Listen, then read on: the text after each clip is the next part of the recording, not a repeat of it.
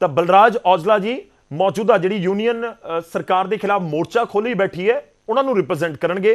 ਜਿਹੜੇ ਨਵੀਂ ਯੂਨੀਅਨ ਦੇ ਨੁਮਾਇੰਦੇ ਨੇ ਉਹ ਚਰਚਾ ਦੇ ਵਿੱਚ ਅੱਜ ਨਹੀਂ ਪਹੁੰਚੇ ਨੇ। ਮੈਂ ਸ਼ੁਰੂਆਤ ਕਰਦਾ ਹਾਂ ਬਲਰਾਜ ਔਜਲਾ ਜੀ ਤੁਹਾਡੇ ਤੋਂ ਹੀ। ਪੁਆਇੰਟ ਨੰਬਰ 1, ਤੁਹਾਡੀ ਯੂਨੀਅਨ ਦੋ ਫਾੜ ਕਿਉਂ ਹੋ ਗਈ ਸਰ? ਤੁਹਾਡੀ ਯੂਨੀਅਨ ਦੇ ਵਿੱਚ ਏਕਾ ਕਿਉਂ ਨਹੀਂ ਹੈ? ਤੁਹਾਡੀ ਯੂਨੀਅਨ ਦੇ ਵਿੱਚ ਇਹ ਲੋਕ ਜਾਣਨਾ ਚਾਹੁੰਦੇ ਹੋਣਗੇ ਜਿਹੜੇ ਸਵਾਲ ਮੇਰੇ ਨੇ ਕਿ ਤੁਹਾਡੀ ਯੂਨੀਅਨ ਦੇ ਕੁਝ ਨੁਮਾਇੰਦੇ ਬਾਹਰ ਆ ਕੇ ਗੱਲ ਕਿਉਂ ਕਰਦੇ ਨੇ ਕਿ ਅਸੀਂ ਕੰਮ ਕਰਨਾ ਚਾਹੁੰਦੇ ਹਾਂ ਤੇ ਸਾਨੂੰ ਕਰ ਨਹੀਂ ਦਿੱਤਾ ਜਾ ਰਿਹਾ। ਤੁਹਾਡੀ ਯੂਨੀਅਨ ਦੇ ਵਿੱਚੋਂ ਕੁਝ ਲੋਕਾਂ ਨੂੰ ਇਹ ਕਿਉਂ ਲੱਗ ਰਿਹਾ ਹੈ ਕਿ ਸਰਕਾਰ ਨੇ ਜਿਹੜੀਆਂ ਮੰਗਾਂ ਸੀ ਰੱਖੀਆਂ ਸੀ ਉਸ ਦੇ ਉੱਤੇ ਗੌਰ ਕਰ ਲਿਆ ਪਰ ਫਿਰ ਵੀ ਕੰਮ ਨਹੀਂ ਕੀਤਾ ਜਾ ਰਿਹਾ? ਬਲਰਾਜ ਜੀ। ਹਾਂਜੀ ਗੌਰਵ ਜੀ, ਪਹਿਲੀ ਗੱਲ ਤਾਂ ਇਹ ਕਲੀਅਰ ਕਰਨੀ ਹੈ ਇਹ ਤੁਹਾਡੇ ਮਾਧਿਅਮ ਦੇ ਜਰੀਏ ਜੀ ਗੌਰ ਕਰ ਲਿਆ ਕਿ ਪਟਵਾਰ ਯੂਨੀਅਨ ਇਹੋ ਜੀ ਜਥੇਬੰਦੀ ਸਾਡੇ ਗੈਸਟ ਨੇ ਸ਼ਾਇਦ ਆਡੀਓ ਔਨ ਕੀਤਾ ਹੋਇਆ ਹੈ, ਪਲੀਜ਼ ਗੱਲ ਕਰਨੀ ਮੁਸ਼ਕਿਲ ਹੋਏਗੀ, ਇਸ ਕਰਕੇ ਪਲੀਜ਼ ਆਡੀਓ ਨੂੰ ਤੁਹਾਨੂੰ ਆਫ ਕਰਨਾ ਹੋਏਗਾ। ਜਿਹੜੀ ਮੇਰੀ ਆਵਾਜ਼ ਪਹੁੰਚ ਰਹੀ ਹੈ ਟੀਵੀ ਦਾ ਜਿਹੜਾ ਵੋਲਿਊਮ ਹੈ। ਬਲਰਾਜ ਜੀ। ਹਾਂਜੀ, ਦੀ ਰੈਵਨਿਊ ਪਟਵਾਰ ਯੂਨੀਅਨ ਪੰਜਾਬ 1929 ਦੇ ਵਿੱਚ ਰਾਵਲਪਿੰਡੀ ਦੇ ਵਿੱਚ ਰਜਿਸਟਰਡ ਹੋਈ। ਇੱਕੋ ਇੱਕ ਜਥੇਬੰਦੀ ਆ ਮੁਲਾਜ਼ਮਾਂ ਦੀ, ਜਿਹੜੀ ਪਹਿਲਾਂ ਵੀ ਇੱਕ ਸੀ ਤੇ ਅੱਜ ਵੀ ਇੱਕ ਆ ਜੀ। ਗੌਰਵ ਜੀ, ਇਹ ਬਿਲਕੁਲ ਦੋ ਫਾੜ ਨਹੀਂ ਹੋਈ। ਮੈਂ ਤੁਹਾਨੂੰ ਇੱਕ ਉਦਾਹਰਨ ਦਿੰਨਾ, ਗਦਰ ਪਾਰਟੀ ਜਿਹਦੇ ਮੋਢੀ ਕਰਤਾਰ ਸਿੰਘ ਸਰਾਭਾ ਜੀ ਸਿਰਕੱਢ ਆਗੂ ਰਹੇ ਜੀ, ਉਹਦੇ ਵਿੱਚ ਵੀ ਕਿਰਪਾਲ ਸਿੰਘ ਵਰਗੇ ਕੁਝ ਬੰਦੇ ਪੈਦਾ ਹੋਏ ਜਿਨ੍ਹਾਂ ਨੇ ਗਦਰ ਲਹਿਰ ਨੂੰ ਫੇਲ ਕਰਨ ਦੀ ਕੋਸ਼ਿਸ਼ ਕੀਤੀ। ਪਰ ਕੀ ਅਸੀਂ ਦੇਸ਼ ਨੂੰ ਆਜ਼ਾਦ ਨਹੀਂ ਕਰਾ ਸਕੇ ਜਾਂ ਕਰਾ ਸਕੇ? ਚਾਹੇ ਕਿੰਨੇ ਮਰਜ਼ੀ ਵਿੱਚ ਕੋਈ ਆਜ਼ਾਦੀ ਸੰਘਰਸ਼ ਨੂੰ ਵੀ ਢਾਹ ਲਾਉਣ ਦੀ ਕੋਸ਼ਿਸ਼ ਕੀਤੀ ਗਈ, ਪਰ ਫਿਰ ਵੀ ਅਸੀਂ ਆਜ਼ਾਦੀ ਨੂੰ ਹਾਸਲ ਕੀਤਾ ਸਾਡੀ ਮਿਹਨਤ ਦੇ ਨਾਲ। ਤਾਂ ਸਾਡੀ ਜਿਹੜੀ ਜਥੇਬੰਦੀ ਦੀ ਲੜਾਈ ਆ ਉਹ ਹੱਕ ਸੱਚ ਦੀ ਲੜਾਈ ਆ। ਜਿਹੜੇ ਜਥੇਬੰਦੀ ਨੂੰ ਕੋਈ ਦੋ ਫਾੜ ਕਰਨ ਦੀਆਂ ਕੋਸ਼ਿਸ਼ਾਂ ਕਰ ਰਹੇ ਨੇ ਇਹ ਤੁਸੀਂ ਇਹਨਾਂ ਨੂੰ ਪੁੱਛੋ, ਇਹਨਾਂ ਦੇ ਕਿਹੜੇ ਰਾਜਨੀਤਿਕ ਇਹਨਾਂ ਨੂੰ ਕੋਈ ਹੱਲਾਸ਼ੇਰੀ ਦਿੱਤੀ ਜਾ ਰਹੀ ਆ ਜਾਂ ਕੀ ਉਹਨਾਂ ਦੇ ਜਿਹੜੇ ਕਰਪਸ਼ਨ ਦੇ ਰਿਕਾਰਡ ਨੇ ਉਹਨਾਂ ਨੂੰ ਧੋਣ ਦੇ ਲਈ ਉਹ ਵੀ ਜਥੇਬੰਦੀ ਨੇ ਉਹਨਾਂ ਨੂੰ ਕਰਪਸ਼ਨ ਦੇ ਮਸਲੇ ਤੇ ਉਹਨਾਂ ਦਾ ਸਾਥ ਨਹੀਂ ਦਿੱਤਾ। ਤਾਂ ਇਹ ਤੁਸੀਂ ਉਹਨਾਂ ਨੂੰ ਪੁੱਛ ਸਕਦੇ ਹੋ ਕਿ ਉਹ ਕਿਉਂ ਇਹੋ ਜਿਹਾ ਕੂੜ ਪ੍ਰਚਾਰ ਕਰ ਰਹੇ ਨੇ। ਇੱਕੋ ਇੱਕ ਜਥੇਬੰਦੀ ਆ ਜੀ, ਇੱਕੋ ਹੀ ਡੰਡਾ ਇਸ ਜਥੇਬੰਦੀ ਦਾ। ਠੀਕ ਹੈ, ਚਲੋ ਉਹ ਤਾਂ ਗੱਲ ਸਮਝ ਆ ਰਹੀ ਹੈ ਕਿਉਂਕਿ 1929 ਤੋਂ ਇਹ ਯੂਨੀਅਨ ਬਣੀ ਹੋਈ ਹੈ, ਜਥੇਬੰਦੀ ਬਣੀ ਹੋਈ ਹੈ। ਮੇਰਾ ਇੱਕ ਛੋਟਾ ਜਿਹਾ ਸਵਾਲ ਹੈ, ਮੈਂ ਬਾਕੀ ਮਹਿਮਾਨਾਂ ਦਾ ਰੁਖ ਕਰਾਂਗਾ। ਬਲਰਾਜ ਜੀ, ਪਰ ਇੱਕ ਚੀਜ਼ ਤਾਂ ਬਹੁਤ ਕਲੀਅਰ ਹੈ ਕਿ ਤੁਹਾਡੇ ਯੂਨੀਅਨ ਦੇ ਅੰਦਰੋਂ ਹੀ ਕੁਝ ਬਾਗੀ ਸੁਰ ਉੱਠੇ ਨੇ। ਹੁਣ ਤੁਹਾਡੀ ਮੁਹਿੰਮ ਨੂੰ ਕਿੰਨਾ ਡੈਂਟ ਕਰਦੇ ਨੇ ਨਹੀਂ ਕਰਦੇ ਨੇ ਇਹ ਸਮਾਂ ਦੱਸੇਗਾ, ਪਰ ਬਾਗੀ ਸੁਰ ਤਾਂ ਉੱਠੇ ਨੇ, ਇਹ ਤਾਂ ਮੰਨਦੇ ਹੋ? ਕਿਉਂ ਉੱਠੇ ਨੇ? ਜਾਂ ਤਾਂ ਤੁਸੀਂ ਚਾਨਣਾ ਪਾ ਦਿਓ ਉਸ ਦੇ ਉੱਤੇ ਕਿ ਜਿਹੜੇ 3-4 ਨਾਮ ਆ ਕੇ ਅੱਜ ਪ੍ਰੈਸ ਕਾਨਫਰੰਸ ਕਰਕੇ ਗਏ ਨੇ ਉਹ ਕੌਣ ਸੀ? ਤੁਸੀਂ ਇਹ ਪਤਾ ਕਰੋ ਨਾ ਉਹਨਾਂ ਦੇ ਨਾਲ ਕਿੰਨੇ ਬੰਦੇ ਨੇ, ਕੀ ਉਹ 5 ਬੰਦੇ ਹੀ ਨੇ? ਮੈਂ ਤੁਹਾਨੂੰ ਪਹਿਲਾਂ ਵੀ ਦੱਸਿਆ, ਜਦੋਂ ਜੰਗ ਲੱਗਦੀ ਆ ਜਾਂ ਕੋਈ ਸੰਘਰਸ਼ ਲੜਿਆ ਜਾਂਦਾ, ਚਾਹੇ ਕੋਈ ਵੀ ਲੋਕ ਲਹਿਰ ਹੋਵੇ, ਚਾਹੇ ਅਸੀਂ ਧਾਰਮਿਕ ਆਜ਼ਾਦੀ ਦੀਆਂ ਲੜਾਈਆਂ ਵੀ ਦੇਖਦੇ ਰਹੇ ਹਾਂ, ਆਪਸ ਦੇ ਵਿੱਚ ਜੇ ਕੋਈ ਫ੍ਰਿਕਸ਼ਨ ਪੈਦਾ ਹੁੰਦੀ ਆ, ਕੋਈ ਜਥੇਬੰਦੀ ਨੂੰ, ਕੋਈ ਸੰਘਰਸ਼ ਨੂੰ, ਕੋਈ ਚੱਲਦੇ ਯੁੱਧ ਨੂੰ ਛੱਡ ਕੇ ਜਾਂਦਾ ਵੀ ਆ ਤਾਂ ਉਹਨੂੰ ਆਖਰ ਨੂੰ ਪਰਿਵਾਰ ਦੇ ਵਿੱਚ ਹੀ ਆਉਣਾ ਪੈਂਦਾ। ਆਪਾਂ ਨੂੰ ਪਤਾ ਵੀ ਜਦੋਂ ਗੁਰਗੋਬਿੰਦ ਸਿੰਘ ਜੀ ਜੰਗ ਲੜ ਰਹੇ ਸੀ, ਮਾਫੀ ਚਾਹਣਾ ਮੈਂ ਇੱਕ ਧਾਰਮਿਕ ਉਦਾਹਰਨ ਦੇ ਰਿਹਾ, ਉਦੋਂ ਵੀ ਕੋਈ ਸਿੰਘ ਬੇਦਾਵਾ ਦੇ ਕੇ ਗਏ ਤੇ ਉਹਨਾਂ ਨੂੰ ਆਖਰਕਾਰ ਵਾਪਸੀ ਮੁੜਨਾ ਪਿਆ। ਤਾਂ ਜੇ ਉਹਨਾਂ ਦੀ ਕੋਈ ਨਾਰਾਜ਼ਗੀ ਹੈਗੀ ਆ ਤਾਂ ਉਹਨਾਂ ਦੀ ਜੇ ਕਿਸੇ ਬੈਠ ਕੇ ਵੀ ਹੱਲ ਕਰ ਸਕਦੀ ਸੀ, ਪਰੰਤੂ ਉਹਨਾਂ ਨੇ ਪਤਾ ਨਹੀਂ ਕਿਹੜੀ ਰਾਜਨੀਤਿਕ ਵਾਹ ਵਹਾਈ ਖੱਟਣ ਦੇ, ਕਿਹੜੀਆਂ ਤਰੱਕੀਆਂ ਦੇ ਇਹ ਅੱਜ ਆ ਕੇ ਐਲਾਨ ਕੀਤਾ। ਠੀਕ ਹੈ, ਚਲੋ ਤੁਸੀਂ ਬਹੁਤ ਸੀਰੀਅਸ ਐਲੀਗੇਸ਼ਨਸ ਲਗਾਉਣੇ ਸ਼ੁਰੂ ਕਰ ਦਿੱਤੇ। ਮੈਂ ਤਾਂ ਇਹੀ ਚਾਹ ਰਿਹਾ ਸੀਗਾ ਜੇ ਮੌਜੂਦਾ ਨਵੀਂ ਜਥੇਬੰਦੀ ਦਾ ਕੋਈ ਵੀ ਨੁਮਾਇੰਦਾ ਹੁੰਦਾ ਤਾਂ ਸ਼ਾਇਦ ਬਹੁਤ ਸਿੱਧੇ ਤੌਰ ਦੇ ਉੱਤੇ ਆਪਾਂ ਉਸ ਤੋਂ ਜਵਾਬ ਲੈਣ ਦੀ ਕੋਸ਼ਿਸ਼ ਵੀ ਕਰਦੇ। ਤੁਸੀਂ ਦੋ ਚੀਜ਼ਾਂ ਦਾ ਬਹੁਤ ਅਹਿਮ ਜ਼ਿਕਰ ਕਰ ਦਿੱਤਾ ਕਿ ਪਤਾ ਨਹੀਂ ਕਿਹੜੇ ਕੇਸਿਸ ਨੇ ਜਾਂ ਫਿਰ ਕਰਪਸ਼ਨ ਦੇ ਮਾਮਲੇ ਨੇ ਜਿਨ੍ਹਾਂ ਨੂੰ ਢੱਕਣ ਦੀ ਕੋਸ਼ਿਸ਼ ਕੀਤੀ ਜਾ ਰਹੀ ਹੈ ਜਾਂ ਕਰਵਾਈ ਜਾ ਰਹੀ ਹੈ ਜਾਂ ਫਿਰ ਕਿਹੜੀ ਤਰੱਕੀ ਦਾ ਲਾਲਚ ਦੇ ਦਿੱਤਾ ਗਿਆ। ਤਾਂ ਇਹ ਸਿੱਧਾ ਜਿਹਾ ਮਤਲਬ ਸਰਕਾਰ ਵਾਲੇ ਪਾਸੇ ਜਾਂਦਾ ਹੈ। ਪਾਸੀ ਜੀ ਸਾਡੇ ਨਾਲ ਨੇ, ਮੈਂ ਬਾਕੀ ਮਹਿਮਾਨਾਂ ਦਾ ਰੁਖ ਕਰਾਂ, ਪਰ ਉਸ ਤੋਂ ਪਹਿਲਾਂ ਪਾਸੀ ਜੀ ਥੋੜਾ ਜਿਹਾ ਠੀਕ ਫੀਲ ਕਰ ਰਹੀ ਹੈ ਸਰਕਾਰ ਕਿ ਹਾਂ ਦੇਖੋ ਦੋ ਫਾੜ ਹੋ ਗਈ ਇਹਨਾਂ ਦੀ ਯੂਨੀਅਨ, ਪਰ ਉਹ ਕਹਿ ਰਹੇ ਨੇ ਕਿ ਅਸੀਂ ਇਕਜੁੱਟ ਹਾਂ, ਉਹਨਾਂ ਦੇ ਵਿੱਚੋਂ ਕੁਝ ਲੋਕ ਹੈ ਜਿਹੜੇ ਬਾਹਰ ਚਲੇ ਗਏ। ਗੌਰਵ ਜੀ, ਸਰਕਾਰ ਤਾਂ ਸ਼ੁਰੂ ਤੋਂ ਠੀਕ ਮਹਿਸੂਸ ਕਰ ਰਹੀ ਹੈ। ਸਰਕਾਰ ਤਾਂ ਠੀਕ ਇਸ ਲਈ ਮਹਿਸੂਸ ਕਰ ਰਹੀ ਹੈ ਕਿਉਂਕਿ ਸਾਡਾ ਮਕਸਦ ਹੈ ਵੱਧ ਤੋਂ ਵੱਧ ਰੋਜ਼ਗਾਰ ਦੇਣਾ। ਸਾਡਾ ਮਕਸਦ ਹੈ ਇਸ ਪਾਣੀਆਂ ਦੀ ਮਾਰ ਕਾਰਨ ਨੁਕਸਾਨ ਹੋ ਰਿਹਾ ਕਿਸਾਨਾਂ ਨੂੰ, ਲੋਕਾਂ ਨੂੰ, ਉਹਦੇ ਵਿੱਚ ਉਹਨਾਂ ਦੇ ਨਾਲ ਖੜਨਾ। ਤੇ ਜਿਹੜੀ ਇਹ ਗੱਲ ਕਰ ਰਹੇ ਹੈ ਕਿ ਇਹ ਕੋਈ ਅਸਰਦਾਰ ਨਹੀਂ ਆ, 4 ਜਾਂ 5 ਆ, ਨਾ ਤਾਂ ਸਾਨੂੰ ਅਸੀਂ ਇਹਨਾਂ ਨੂੰ ਕਹਿ ਰਹੇ ਹਾਂ ਕਿ ਤੁਸੀਂ ਹੜਤਾਲ ਕਰੋ, ਨਾ ਅਸੀਂ ਕਿਸੇ ਉਹਨਾਂ ਨੂੰ ਕਿਹਾ ਕਿ ਤੁਸੀਂ ਇਹਨਾਂ ਦਾ ਵਿਰੋਧ ਕਰੋ, ਪਰੰਤੂ ਕਹਿੰਦੇ ਨਹੀਂ ਕਿਤੇ ਨਾ ਕਿਤੇ ਕਿਸੇ ਦੇ ਮਨ 'ਚ ਤਾਂ ਕਦੇ ਬਲਬਲਾ ਆਂਦਾ ਹੈ ਕਿ ਜਦੋਂ ਸਰਕਾਰ ਨੇ ਫੈਸਲਾ ਲੈ ਲਿਆ ਕਿ ਅਸੀਂ 5000 ਤੋਂ 18000 ਭੱਤਾ ਕਰ ਰਹੇ ਹਾਂ, ਜਦੋਂ 710 ਨਿਯੁਕਤੀ ਪੱਤਰ ਦੇ ਦਿੱਤੇ ਗਏ, ਜਦੋਂ ਫੈਸਲਾ ਹੋ ਗਿਆ ਕਿ 745 ਪਟਵਾਰੀ ਹੈ ਜਿਹੜੇ ਉਹ ਫੀਲਡ ਤੇ ਲੈ ਕੇ ਆਏ ਜਾ ਰਹੇ हैं, और जो फैसला हो गया कि 586 के करीब असी नवीं जड़ियां भर्तियां करन जा रहे हैं, उस तो बावजूद ये हड़ताल कर रहे हैं। और तीसरी चीज मैं बलराज जी नूं पुछना चाहना, अगर वो असरदार नहीं सी, अगर वो बहुत थोड़े सी, अगर वो तुसी जिद्दां नारे मार रहे हो कालियां भेडां सी, फिर तुसी उत्थे उन्हां दी प्रेस कॉन्फ्रेंस च विरोध करन दी तुहानूं मजबूरी क्यों पई? अच्छा, तुहानूं लग रहा है कि उत्थे विरोध होया, इसदा मतलब यह है कि इन्हां नूं फर्क पै रिहा सी? इन्हां नूं फर्क की है कि हुण जिन्ने भी जो लोग भी पंजाब दे हितैषी हैं, जो लोग तुसी आम लोकां दे विच सर्वे करा के देख लो, मैं तुहाडे चैनल नूं बेनती करदा कि जाके देख लो लोग की कह रहे हैं इन्हां बारे कि पटवारियां मैं नहीं कहता पंजों ਉਂਗਲਾਂ बराबर ਹੁੰਦੀਆਂ, परंतु ਇੱਥੇ ਇਹੋ ਜਿਹੇ ਪਟਵਾਰੀ ਵੀ ਨਿਕਲੇ ਆ ਜਿਨ੍ਹਾਂ ਦੀਆਂ 55 ਜਾਇਦਾਦਾਂ ਨਿਕਲੇ ਆਈਆਂ, 54 ਏਕੜ ਜ਼ਮੀਨ। ਆ ਇੱਕ ਵੀਡੀਓ ਚੱਲ ਰਹੀ ਸੀ, ਪਟਵਾਰੀ ਮੂੰਹ ਚ ਪਾਣੀ ਡਿਨਾਈ ਕਰਦੇ ਆ ਸਰ, ਉਹ ਨੋਟ ਹੀ ਪਾ ਗਿਆ, ਉਹ ਕਹਿੰਦੇ ਕਿ ਨਹੀਂ ਹੈਗੀ 55 ਏਕੜ ਜ਼ਮੀਨ, ਦੱਸੋ ਕਿੱਥੇ ਉਹਨਾਂ ਦਾ ਪਰਿਵਾਰ ਸਾਹਮਣੇ ਆ ਗਿਆ। ਚੈਨਲਾਂ ਤੇ ਹੀ ਚੱਲ ਰਹੀ ਹੈ, ਨਹੀਂ ਚੈਨਲਾਂ ਤੇ ਚੱਲ ਰਹੀ ਹੈ, ਚੈਨਲਾਂ ਤੇ ਪਰਿਵਾਰ ਦੀ ਸਟੇਟਮੈਂਟ ਵੀ ਚੱਲ ਰਹੀ ਹੈ। ਗੌਰਵ ਜੀ ਤੁਸੀਂ ਕਿਹਾ ਇਹ ਗੱਲ ਬਲਰਾਜ ਜੀ ਵੀ ਕਹਿ ਸਕਦੇ ਆ ਕਿ ਲੋਕਾਂ ਦੇ ਵਿੱਚ ਆਮ ਚਰਚਾ ਨਹੀਂ ਹੈ ਕਿ ਬਹੁਤ ਸੇ ਪਟਵਾਰੀ, ਠੀਕ ਹੈ ਬਲਰਾਜ ਜੀ, ਲੋਕਾਂ ਤੋਂ ਬਿਨਾਂ ਪੈਸਾ ਲੈ ਕੰਮ ਨਹੀਂ ਕਰਦੇ। ਬਾਕੀ ਮਹਿਮਾਨਾਂ ਦਾ ਰੁਕ ਕਰਾਂ, ਬਲਰਾਜ ਜੀ ਤੋਂ ਜਵਾਬ ਲੈਣੇ। ਬਲਰਾਜ ਜੀ ਤੁਸੀਂ ਕਹੋ ਨਾ, ਦੇਖੋ ਬਹੁਤ ਸਾਰੇ ਇਲਜ਼ਾਮ ਤੁਹਾਡੇ ਉੱਤੇ ਲੱਗ ਰਹੇ ਨੇ, ਪਰ ਇਸ ਸਭ ਦੇ ਵਿਚਾਲੇ ਗੱਲ ਇਹ ਵੀ ਹੈ ਕਿ ਜੇ ਪ੍ਰੈਸ ਕਾਨਫਰੰਸ ਚੱਲ ਰਹੀ ਸੀ, ਤੁਹਾਨੂੰ ਲੱਗਦਾ ਹੈ ਕਿ 2-3 ਲੋਕ ਇਕੱਠੇ ਹੋ ਕੇ ਉੱਥੇ ਪ੍ਰੈਸ ਕਾਨਫਰੰਸ ਕਰਨ ਲੱਗੇ, ਪਰ ਚਿੰਤਾ ਕਿਹੜੀ ਗੱਲ ਦੀ ਸੀ, ਕਰ ਲੈਣ ਦਿੰਦੇ। ਜੇ ਤੁਹਾਨੂੰ ਲੱਗਦਾ ਉਹਨਾਂ ਦੇ ਨਾਲ ਪਟਵਾਰੀ ਨਹੀਂ ਹੈਗੇ, ਉਹਨਾਂ ਦੇ ਨਾਲ ਮੁਲਾਜ਼ਮ ਨਹੀਂ ਹੈਗੇ, ਤਾਂ ਕਰ ਲੈਣ ਦਿੰਦੇ। ਉੱਥੇ ਜਾ ਕੇ ਕਾਲੀ ਭੇਡਾਂ ਜਾਂ ਫਿਰ ਹੰਗਾਮਾ ਕਰਨ ਦੀ ਜ਼ਰੂਰਤ ਕਿਉਂ ਸੀ? ਦੇਖੋ ਗੌਰਵ ਜੀ, ਸਾਡਾ ਵਿਰੋਧ ਉਹਨਾਂ ਦਾ ਨਿੱਜੀ ਤੌਰ ਤੇ ਇਸ ਗੱਲ ਤੇ ਆ ਜੀ, ਸਾਨੂੰ ਉਹਨਾਂ ਤੋਂ ਕੋਈ ਖਤਰਾ ਨਹੀਂਗਾ, ਇਹੋ ਜਿਹੇ ਬੰਦਿਆਂ ਤੋਂ ਸਾਨੂੰ ਕੋਈ ਖਤਰਾ ਨਹੀਂ, ਪਰ ਜਿਹੜਾ ਪ੍ਰਚਾਰ ਉਹ ਪ੍ਰੈਸ ਕਾਨਫਰੰਸ ਕਰਕੇ ਗਲਤ ਕਰ ਰਹੇ ਨੇ, ਇਹ ਹੜ੍ਹਾਂ ਦਾ ਕੰਮ ਚੱਲ ਰਿਹਾ ਸੂਬੇ ਦੇ ਵਿੱਚ, ਹੜ੍ਹਾਂ ਦਾ ਕੰਮ ਬੰਦ, ਤਾਂ ਗੌਰਵ ਜੀ ਮੈਂ ਤੁਹਾਡੇ ਮਾਧਿਅਮ ਦੇ ਜ਼ਰੀਏ ਇਹ ਗੱਲ ਕਲੀਅਰ ਕਰਨੀ ਚਾਹੁੰਦਾ ਕਿ ਪਟਵਾਰੀਆਂ ਨੇ ਹੜ੍ਹਾਂ ਦਾ ਕੰਮ ਪੂਰਾ ਮੁਕੰਮਲ ਕਰਕੇ ਲਿਸਟਾਂ ਤਿਆਰ ਕਰਕੇ ਦੇ ਦਿੱਤੀਆਂ, ਤਾਂ ਹੀ ਸਰਕਾਰ ਮੁਆਵਜ਼ੇ ਬਣ ਰਹੀ ਆ, ਹੋਰ ਕਿੱਥੋਂ ਮੁਆਵਜ਼ੇ ਦੀਆਂ ਲਿਸਟਾਂ ਆਈਆਂ? ਚਲੋ ਠੀਕ ਹੈ, ਮੈਂ ਤੁਹਾਡੇ ਕੋਲ ਵਾਪਸ ਆਉਣਾ, ਮੈਂ ਆਪਣੀ ਟੀਮ ਨੂੰ ਇਹ ਵੀ ਕਹਾਂਗਾ ਕਿ ਅਸੀਂ ਪੈਰਲਰ ਜਿਹੜੇ ਜਸਵੰਤ ਸਿੰਘ ਦਾਲਮ ਜੀ ਨੇ ਜਿਹੜੇ ਪ੍ਰੈਸ ਕਾਨਫਰੰਸ ਕਰ ਰਹੇ ਸੀ, ਉਹਨਾਂ ਦਾ ਫੋਨ ਟਰਾਈ ਕਰਦੇ ਰਹੀਏ, ਚਾਹੇ ਫੋਨ ਲਾਈਨ ਦੇ ਉੱਤੇ ਸਾਡੇ ਨਾਲ ਜੁੜ ਜਾਣਾ, ਅਸੀਂ ਫਿਰ ਵੀ ਟਰਾਈ ਕਰਦੇ ਰਹਾਂਗੇ।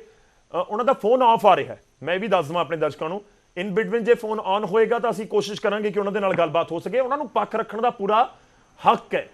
ਮੈਂ ਬਾਕੀ ਮਹਿਮਾਨਾਂ ਦਾ ਰੁਖ ਕਰਦਾ, ਉਸ ਤੋਂ ਬਾਅਦ ਬਲਰਾਜ ਜੀ ਤੁਹਾਡੇ ਕੋਲ ਆਵਾਂਗਾ। ਮੈਂ ਕਿੰਗਰਾ ਸਾਹਿਬ ਦਾ ਰੁਖ ਕਰਦਾ, ਕਾਂਗਰਸ ਨੂੰ ਰਿਪਰੈਜ਼ੈਂਟ ਕਰ ਰਹੇ ਨੇ। ਕਿੰਗਰਾ ਸਾਹਿਬ, ਕਿਵੇਂ ਦੇਖ ਰਹੀ ਹੈ ਕਾਂਗਰਸ ਇਸ ਪੂਰੇ ਇਸ਼ੂ ਨੂੰ, ਇਸ ਪੂਰੇ ਮਾਮਲੇ ਨੂੰ? ਕਿਉਂਕਿ ਇੱਕ ਧਿਰ ਆ ਕੇ ਕਹਿੰਦੀ ਹੈ ਕਿ ਦੇਖੋ ਸਰਕਾਰ ਨੇ ਤਾਂ ਮੰਗਾਂ ਮੰਨ ਲਈਆਂ, ਫਿਰ ਵੀ ਪ੍ਰੋਟੈਸਟ ਕਰੀ ਜਾਂਦੇ ਨੇ। ਦੂਜੀ ਧਿਰ ਕਹਿ ਰਹੀ ਹੈ ਕਿ ਸਾਡੀ ਤਾਂ ਇਹ ਹੱਕ ਸੱਚ ਦੀ ਲੜਾਈ ਹੈ। ਸਰਕਾਰ ਦਾ ਤਰਕ ਹੈ ਕਿ ਲੋਕਾਂ ਦੇ ਵਿੱਚ ਕਿਤਾਮ ਧਾਰਨਾ ਪਟਵਾਰੀਆਂ ਨੂੰ ਲੈ ਕੇ ਬਣੀ ਹੋਈ ਹੈ। ਗੌਰਵ ਜੀ, ਮੈਂ ਕੱਲੇ ਪਟਵਾਰੀਆਂ ਦੀ ਗੱਲ ਨਹੀਂ ਕਰਾਂਗਾ, ਮੈਂ ਇਸ ਸਰਕਾਰ ਦੀ ਫੰਕਸ਼ਨਿੰਗ ਦੀ ਗੱਲ ਵੀ ਕਰਨੀ ਚਾਹੁੰਦਾ ਪਹਿਲਾਂ ਥੋੜੀ ਜੀ। ਪਹਿਲਾਂ ਨਾਰਾਜ਼, ਫਿਰ ਜੇਈ ਨਾਰਾਜ਼, ਫਿਰ ਪਟਵਾਰੀ ਨਾਰਾਜ਼, ਫਿਰ ਕੋਈ ਇਹੋ ਜਿਹਾ ਤਬਕਾ ਹੈ ਜਿਸ ਤਬਕੇ ਨਾਲ ਇਹਨਾਂ ਨੇ ਵਾਅਦੇ ਨਹੀਂ ਕੀਤੇ, ਝੂਠੇ ਵਾਅਦੇ ਨਹੀਂ ਕੀਤੇ। ਕਿਸਾਨ ਨਾਰਾਜ਼, ਇਸੇ ਤਰ੍ਹਾਂ ਲੋਕੀ ਜਿਹੜੇ ਨੇ ਜਿਨ੍ਹਾਂ ਦੇ ਹੜ੍ਹਾਂ ਦੇ ਪੀੜਤ ਨੇ ਉਹ ਨਾਰਾਜ਼। ਇਹ ਸਰਕਾਰ ਟੋਟਲੀ ਇਨਐਫੀਸ਼ੀਐਂਟ ਗਵਰਨਮੈਂਟ ਹੈ। ਜਿੱਥੋਂ ਤੱਕ ਮੈਂ ਪਟਵਾਰੀਆਂ ਦੀ ਹੜਤਾਲ ਨੂੰ ਟਰੈਕ ਕੀਤਾ, ਇਹਨਾਂ ਨੇ ਨੋਟਿਸ ਦਿੱਤਾ ਸੀ ਬਕਾਇਦਾ ਕਿ ਸਾਡੀਆਂ ਮੰਗਾਂ ਨੇ ਔਰ ਅਸੀਂ ਹੜਤਾਲ ਕਰਾਂਗੇ ਜੀ। ਬੜੀ ਸੂਝਵਾਨ ਲੀਡਰਸ਼ਿਪ ਸੀ ਪਟਵਾਰੀਆਂ ਦੀ, ਜਿਨ੍ਹਾਂ ਨੇ ਇਹ ਕਿਹਾ ਕਿ ਅਸੀਂ ਹਰ ਪੀੜਤ ਇਲਾਕਿਆਂ ਦੇ ਵਿੱਚ ਆਪਦਾ ਪੂਰਾ ਕੰਮ ਕਰਾਂਗੇ। ਅਸੀਂ ਕੰਮ ਕਿਹੜਾ ਨਹੀਂ ਕਰਾਂਗੇ ਜਿਹੜਾ ਤੁਸੀਂ ਇੱਕ ਪਟਵਾਰੀ ਨੂੰ 4 ਪਟਵਾਰੀਆਂ ਦਾ ਜਿਹੜਾ ਚਾਰਜ ਦਿੱਤਾ ਹੋਇਆ, ਉਹ ਵੈਸੇ ਹੀ ਗਲਤ ਹੈ। ਦੇਖੋ, ਜੇ ਤੁਸੀਂ ਚੈੱਕ ਕਰੋ ਤਾਂ ਪੁਲਿਸ ਦਾ ਕਨਸਟੇਬਲ ਤੇ ਰੈਵਨਿਊ ਦਾ ਪਟਵਾਰੀ, ਇਹ ਫੇਸ ਹੁੰਦੇ ਨੇ ਦੋਨਾਂ ਮਹਿਕਮਿਆਂ ਦੇ। ਇਹ ਫਰੰਟ ਲਾਈਨ ਸਟਾਫ ਇਹਨੂੰ ਕਹਿੰਦੇ ਆ। ਰੈਵਨਿਊ ਮਹਿਕਮਾ ਕਿਹੋ ਜਿਹਾ ਪਟਵਾਰੀਆਂ ਤੇ ਨਿਰਭਰ ਕਰਦਾ ਹੈ, ਤੇ ਪੁਲਿਸ ਕਿਹੋ ਜਿਹੀ ਉਹ ਕਨਸਟੇਬਲ ਤੇ ਨਿਰਭਰ ਕਰਦਾ, ਡੀਜੀ ਤੇ ਨਹੀਂ। ਡੀਜੀ ਤਾਂ ਚੰਗੇ ਹੀ ਹੁੰਦੇ ਆ। ਇਸੇ ਤਰ੍ਹਾਂ ਜਿਹੜੀਆਂ ਯੂਨੀਅਨਾਂ ਨੇ, ਇਹਨਾਂ ਨੂੰ ਸਰਕਾਰਾਂ ਹਮੇਸ਼ਾ ਦਫਾੜ ਜਾਂ ਚੁਫਾੜ ਜਾਂ ਕਈ ਫਾੜ ਕਰ ਦਿੰਦੀਆਂ ਨੇ। ਤੁਸੀਂ ਕਿਸਾਨ ਯੂਨੀਅਨ ਲੈ ਲਓ, ਅੱਜ ਕਿਸਾਨ ਯੂਨੀਅਨ ਡਕਾਉਂਦਾ, ਕਿਸਾਨ ਯੂਨੀਅਨ ਰਾਜੇਵਾਲ, ਕਿਸਾਨ ਯੂਨੀਅਨ ਫਲਾਨਾ, ਭਾਰਤੀ ਕਿਸਾਨ ਯੂਨੀਅਨ ਦੇ ਦਫਾੜ ਵੀ ਨਹੀਂ, ਕਈ ਫਾੜ ਹੋ ਗਏ। ਇਸੇ ਤਰ੍ਹਾਂ ਪੰਜਾਬ ਸਟੂਡੈਂਟ ਯੂਨੀਅਨ ਲੈ ਲਓ, ਪਹਿਲਾਂ ਰੰਧਾਵਾ ਸਾਹਿਬ ਉਹਦੇ ਹੁੰਦੇ ਸੀ ਪ੍ਰੈਜ਼ੀਡੈਂਟ, ਮੁੜ ਕੇ ਬਿਕਰ ਰੈਸ਼ੀ ਨੇ ਆਪਦਾ ਗਰੁੱਪ ਬਣਾ ਲਿਆ। ਇਸੇ ਤਰ੍ਹਾਂ ਤੁਸੀਂ ਕਾਂਗਰਸ ਲੈ ਲਓ, ਇਸੇ ਤਰ੍ਹਾਂ ਅਕਾਲੀ ਦਲ ਲੈ ਲਓ। ਇਹ ਜਿਹੜਾ ਦਫਾੜ ਹੋਣਾ ਕਿਸੇ ਵੀ ਆਰਗੇਨਾਈਜੇਸ਼ਨ ਦਾ, ਇਹ ਇੱਕ ਸੁਭਾਵਿਕ ਜੀ ਗੱਲ ਹੈ। ਇੱਕ ਮਿਆਨ 'ਚ ਦੋ ਤਲਵਾਰਾਂ ਨਹੀਂ ਰਹਿੰਦੀਆਂ। ਜਦੋਂ ਬਰਾਬਰ ਦੇ ਲੀਡਰ ਹੋ ਜਾਣ ਕਿਸੇ ਵੀ ਜਥੇਬੰਦੀ ਦੇ ਵਿੱਚ, ਚਾਹੇ ਉਹ ਸਿਆਸੀ ਜਥੇਬੰਦੀ ਹੋਵੇ ਚਾਹੇ ਉਹ ਇਸ ਤਰ੍ਹਾਂ ਦੀ ਨੈਗੋਸ਼ੀਏਸ਼ਨ ਵਾਸਤੇ ਜਥੇਬੰਦੀ ਹੋਵੇ, ਯੂਨੀਅਨਸ, ਠੀਕ ਹੈ, ਇਹਨਾਂ ਸਾਰਿਆਂ ਦੇ ਵਿੱਚ ਜਦੋਂ ਬਰਾਬਰ ਦੇ ਬੰਦੇ ਹੋ ਜਾਂਦੇ ਨੇ ਉਦੋਂ ਉਹ ਜਿਹੜੇ ਨੇ ਇੱਕ ਦੂਜੇ ਦੀ ਈਨ ਮੰਨਣ ਨੂੰ ਤਿਆਰ ਨਹੀਂ ਹੁੰਦੇ। ਡਾਂਸ ਦੇ ਵਿੱਚ ਲੈਕ ਵਲੈਸਾਂ ਦੇ ਉਲਟ ਖੜੇ ਹੋ ਗਏ ਜੀ ਪੋਲੈਂਡ ਦੇ ਵਿੱਚ ਲੋਕ ਜੀ। ਇਸ ਤਰ੍ਹਾਂ ਇਹ ਯੂਨੀਅਨ ਨੂੰ ਦਫਾੜ ਸਰਕਾਰਾਂ ਵੀ ਕਰਾਉਂਦੀਆਂ ਨੇ। ਸਰਕਾਰਾਂ ਦੋ ਕੰਮ ਕਰਦੀਆਂ ਨੇ, ਇੱਕ ਤਾਂ ਸਰਕਾਰ ਯੂਨੀਅਨ ਨੂੰ ਕਈ ਫਾੜ ਕਰਨਾ ਚਾਹੁੰਦੀ ਹੁੰਦੀ ਹੈ ਕਿਸੇ ਤਰੀਕੇ ਨਾਲ, ਕਿਉਂਕਿ ਹਰੇਕ ਸਰਕਾਰ ਦੇ ਵਿੱਚ ਹਰੇਕ ਪਾਰਟੀ ਦੇ ਆਪਦੇ ਨੁਮਾਇੰਦੇ ਨੇ, ਹਰੇਕ ਜਥੇਬੰਦੀ ਦੇ ਵਿੱਚ, ਮੰਨੋ ਚਾਹੇ ਨਾ ਮੰਨੋ। ਅਕਾਲੀ ਦਲ ਦਾ ਆਪਣਾ ਵਿੰਗ ਹੈ, ਮਜ਼ਦੂਰ ਦਾ, ਕਿਸਾਨਾਂ ਦਾ ਆਪਣਾ ਵਿੰਗ ਹੈ, ਇਸੇ ਤਰ੍ਹਾਂ ਕਾਂਗਰਸ ਦੀ ਇੰਟਕ ਹੈ, ਇਸੇ ਤਰ੍ਹਾਂ ਐਨਐਸਯੂਆਈ ਹੈ, ਠੀਕ ਹੈ, ਪੀਐਸਯੂ ਹੈ। ਨਹੀਂ ਠੀਕ ਹੈ ਕਿੰਗਰਾ ਜੀ, ਬਹੁਤ ਸਾਰੇ ਪੁਆਇੰਟ ਆ ਗਏ, ਲੋਕ ਇਹ ਵੀ ਜਾਣਨਾ ਚਾਹੁੰਦੇ ਹੋਣਗੇ। ਦੇਖੋ ਮੇਰੀ ਜ਼ਿੰਮੇਵਾਰੀ ਹੈ ਮੈਂ ਸਵਾਲ ਪੁੱਛਾਂ। ਜਿਹੜੇ ਤੁਸੀਂ ਕਹਿ ਰਹੇ ਹੋ ਕਿ ਇੱਕ ਪਟਵਾਰੀ ਦੇ ਕੋਲ 4-4 5-5 ਸਰਕਲਾਂ ਦਾ ਕੰਮ ਹੈ, 5-5 ਪਟਵਾਰੀਆਂ ਦਾ ਕੰਮ ਹੈ, ਸਰ ਇਹ ਤੁਸੀਂ ਸਮਝ ਰਹੇ ਹੋ ਮੈਂ ਕੀ ਕਹਿ ਰਿਹਾ ਕਿ ਤੁਹਾਡੀ ਸਰਕਾਰ ਦੇ ਸਮੇਂ ਵੀ ਸੇਮ ਸੀ। ਬਹੁਤ ਸਾਰੇ ਪਟਵਾਰੀਆਂ ਨਾਲ ਗੱਲ ਕੀਤੀ, ਉਹ ਕਹਿ ਰਹੇ 1980 1982 ਤੋਂ ਬਾਅਦ ਤਾਂ ਪਟਵਾਰੀਆਂ ਦੇ ਸਰਕਲ ਵਧਾਏ ਹੀ ਨਹੀਂ ਗਏ। ਮੌਜੂਦਾ ਸਮੇਂ 46-4700 ਸਰਕਲ ਨੇ, ਜਦਕਿ ਹੋਣੇ ਚਾਹੀਦੇ ਨੇ 12-15,000। ਗੌਰਵ ਜੀ ਮੈਂ ਤੁਹਾਡੇ ਨਾਲ ਪੂਰਾ ਸਹਿਮਤ ਹਾਂ। ਪੰਜਾਬ ਦੀ ਮਾਲੀ ਹਾਲਤ ਇਹ ਹੈ, ਪੰਜਾਬ ਦੇ ਵਿੱਚ ਅਨਐਮਪਲੋਇਮੈਂਟ ਨਹੀਂ ਹੈ, ਪੰਜਾਬ ਦੇ ਵਿੱਚ ਕੋਈ ਅਨਐਮਪਲੋਇਮੈਂਟ ਨਹੀਂ ਹੈ। ਸਰਕਾਰ ਕੋਲੇ ਪੈਸਾ ਹੈ ਨਹੀਂ ਦੇਣ ਨੂੰ ਲੋਕਾਂ ਨੂੰ, ਇਸ ਕਰਕੇ ਕਾਂਸਟੇਬਲ ਘੱਟ ਹੈ, ਇਸ ਕਰਕੇ ਪਟਵਾਰੀ ਘੱਟ ਹੈ, ਇਸ ਕਰਕੇ ਡਾਕਟਰ ਘੱਟ ਹੈ, ਇਸ ਕਰਕੇ ਕਾਲਜਾਂ ਦੇ ਲੈਕਚਰਰ ਘੱਟ ਹੈ, ਇਸ ਕਰਕੇ ਅਧਿਆਪਕ ਘੱਟ ਨੇ, ਕਿਉਂਕਿ ਸਰਕਾਰ ਕੋਲੇ ਪੈਸਾ ਹੈ ਨਹੀਂ। Don't call it as an unemployment. It is the lack of money to be paid to the employed people which is lurking in this Punjab. ਔਰ ਇਹ ਮੈਂ ਤੁਹਾਡੇ ਨਾਲ ਸਹਿਮਤ ਹਾਂ, ਇੱਕ ਦਿਨ ਚ ਨਹੀਂ ਹੋਇਆ, ਪਰ ਇਸ ਸਰਕਾਰ ਨੇ ਸਿਰੇ ਲਾਤਾ। ਜਿਵੇਂ ਬ੍ਰਿਟਨ ਨੇ ਕਿਹਾ ਸੀਗਾ, ਬਰਤਾਨੀਆ ਨੇ ਕਿਹਾ ਸੀ, we invented democracy and India perfected it.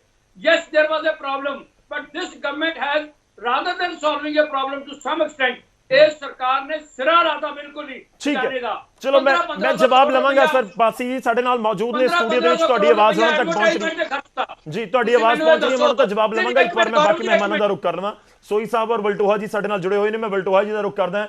Valtoha ਜੀ, ਉਮੀਦ ਹੈ ਮੇਰੀ ਆਵਾਜ਼ ਤੁਹਾਡੇ ਤੱਕ ਪਹੁੰਚ ਰਹੀ ਹੋਵੇਗੀ। ਅਕਾਲੀ ਦਲ ਇਸ ਨੂੰ ਕਿਵੇਂ ਦੇਖ ਰਿਹਾ ਹੈ? ਦੇਖੋ ਮੈਂ ਵਾਰ-ਵਾਰ ਇਸ ਕਰਕੇ ਵੀ ਜ਼ਿਕਰ ਕਰ ਰਹੇ ਹਾਂ ਕਿਉਂਕਿ ਸਰਕਾਰਾਂ ਜਿਹੜੀਆਂ ਅੱਜ ਪਾਰਟੀਆਂ ਬੈਠੀਆਂ ਨੇ ਸਭ ਦੀਆਂ ਰਹੀਆਂ ਨੇ, ਉਹ ਚਾਹੇ ਅਕਾਲੀ ਦਲ ਹੋਵੇ, ਬੀਜੇਪੀ ਹੋਵੇ, ਕਾਂਗਰਸ ਹੋਵੇ, ਔਰ ਆਮ ਆਦਮੀ ਪਾਰਟੀ ਦੀ ਤਾਂ ਇਨਫੈਕਟ ਮੌਜੂਦਾ ਸਮੇਂ ਸਰਕਾਰ ਹੈ। ਪਟਵਾਰੀ ਇਹ ਜ਼ਿਕਰ ਕਰਦੇ ਨੇ ਕਿ ਇਹ ਲੰਬੇ ਵੇਲੇ ਤੋਂ ਚੱਲਿਆ ਆ ਰਿਹਾ ਹੈ। ਤੁਹਾਨੂੰ ਲੱਗਦਾ ਹੈ ਕਿ ਮੌਜੂਦਾ ਸਮੇਂ ਦੇ ਵਿੱਚ ਕੁਝ ਮੁਸ਼ਕਲਾਂ ਹੱਲ ਹੋਈਆਂ ਤੇ ਨਵੀਂ ਯੂਨੀਅਨ ਜਾਂ ਯੂਨੀਅਨ ਦੋ ਫਾੜ ਹੋਣ ਦੀ ਗੱਲ ਹੋਣਾ ਕਿਤੇ ਨਾ ਕਿਤੇ ਦਰਸਾ ਰਿਹਾ ਹੈ ਕਿ ਏਕਾ ਨਹੀਂ ਹੈ?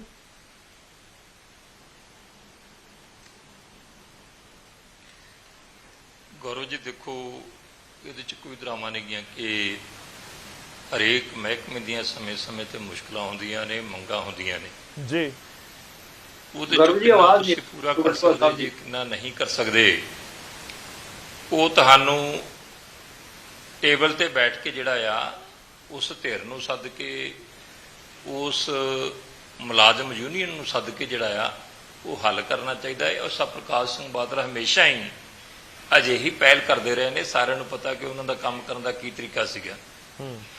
ਔਰ ਇਹ ਮੈਂ ਦੱਸਦਾ ਕਿ ਸ਼੍ਰੋਮਣੀ ਅਕਾਲੀ ਦਲ ਕਦਾਚਿਤ ਨਹੀਂ ਚਾਹੁੰਦਾ ਕਿ ਮੁਲਾਜ਼ਮ ਹੜਤਾਲ ਤੇ ਜਾਣ, ਪਰ ਜੇ ਉਹਨਾਂ ਦੀਆਂ ਮੰਗਾਂ ਨੇ ਜਾਂ ਉਹਨਾਂ ਦੇ ਕੋਈ ਮਸਲੇ ਨੇ ਤੇ ਇਹ ਉਹਨਾਂ ਦਾ ਸੰਵਿਧਾਨਕ ਅਧਿਕਾਰ ਹੈ। ਔਰ ਮੇਰਾ ਖਿਆਲ ਹੈ ਕਿ ਬੜੇ ਸਿਆਣੇ ਸੱਜਣ ਬੈਠੇ ਹੈ, ਤੁਸੀਂ ਬੜੇ ਸੂਝਵਾਨ ਜੇ। ਐਸਮਾ ਬੜੇ ਲੰਬੇ ਸਮੇਂ ਤੋਂ ਬਾਅਦ ਪੰਜਾਬ 'ਚ ਸੁਣਿਆ ਐਸਮਾ।